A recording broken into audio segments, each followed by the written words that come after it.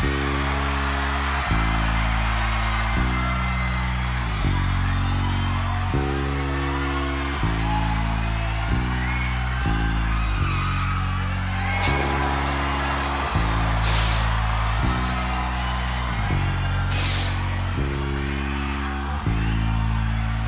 my name is Alejandra Villarreal and I am the bass player of the band The Warning. Our new single, More, just came out, so go check it out. And I am going to be talking about my bass today.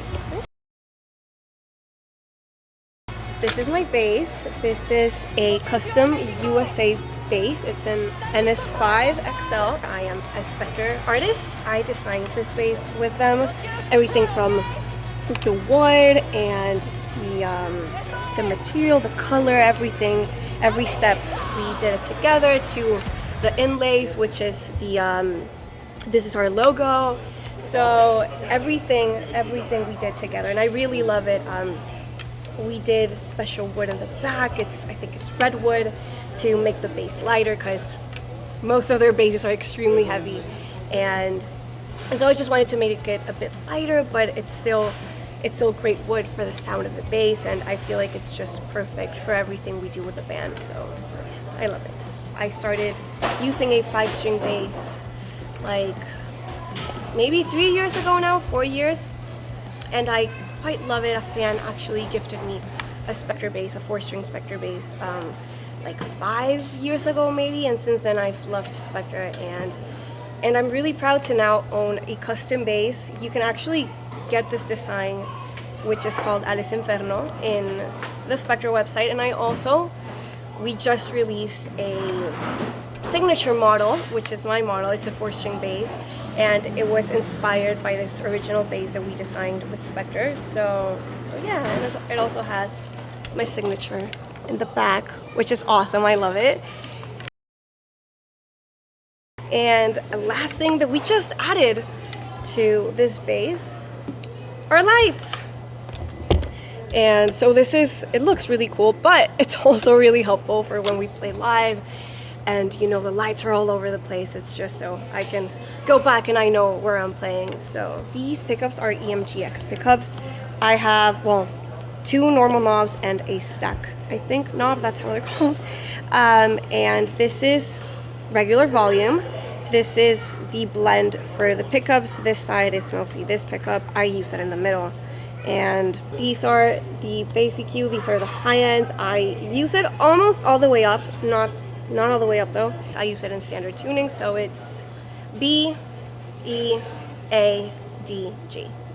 Standard tuning all the way. The strings, I use the Dario strings. I use the NYXL 45 to 130, and I love them. They sound pretty good. They last a really long time, and they're not too bright, they're not too flat, I guess. But yeah, I love these strings. I don't have to change them out as often. This is my pedal board. I don't use that many pedals, but this is a preamp. I love this preamp so much. I actually used it. It was one of the first pedals I ever got. And then I stopped using it, and then I was like, I miss this pedal, and it's such a good preamp. Really, this is how I control most of the sound that goes out when we play live. I really like the bass. To really cut through, since we're a trio, we feel like the bass is really important, so we really want to have that bottom end. But this also really helps us define well what I'm playing, because sometimes you really can't hear what the bass is playing, you can only feel it. I mostly only use the Engage, I don't use the AGS. But this is the gain volume. It's not the volume of the gain. And I really just use it up half, treble, half. Everything is mostly in the half position. Bass, not too much, not too little. Mid frequencies, mid levels, they're all just halfway there. With a mix of this and my bass, it's really easy to be able to hear what I'm playing correctly without losing that bottom end. So I feel like that's really important to me, and this really helps me do that. As well as this other pedal, which is a dark glass microtubes. I love this bass overdrive. It's so good. I've also tried a lot of overdrives over the past few years, and this one is really cool because it's really easy to blend the overdrive, like the distortion sound, as much as you can or as little as you want it to. So it's not really overpowering, and you can still hear what I'm playing. Like, as I said, like you can hear the bass lines without becoming just like this mess of like distortion. This is the overdrive. I usually leave it all the way up and I mix as much of it as I want. And here, this is the blend between your normal bass sound and the distortion. I usually keep it almost halfway there, as everything. So yeah, here you just blend it as much as you want, and it's really nice because you can still hear the original sound of the bass just with a bit of distortion on it. So it's amazing. I quite love it. This is my lovely tuner. You can't have a pedal board without a tuner. It's really important to me, and it also serves as a mute button because it's just muted.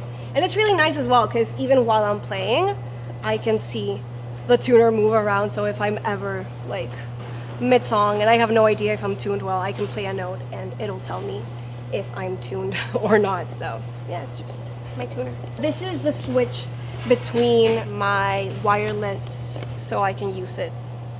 Normally this is for the wireless, and the wireless is at the bottom, so it's packed in here. So yeah, this is just to activate and deactivate the wireless pack. So yeah, this is what I use for live shows. I don't have this actually at home, but this is what we use for live shows. This is an Ampic cab. This is an 8x10, and it's just that classic Ampic sound, which I love. And this is a Mesa amp. It is mic'd and all, but we mostly use this for on stage and for like the people in front, so you can really feel the bass. I love this. It's honestly such a help when we're on stage, because sometimes you can't really feel the energy that the crowd feels. Like you can't feel it on stage, and the amps like really help us to feel the bass. So mostly I just love it to have like a lot of bottom end, so I can feel and listen my bass on the outside as well. So thank you so much for watching. Don't forget to check out our new music and go to thewarningbank.com for any other information you want to know about us. And yeah, thank you.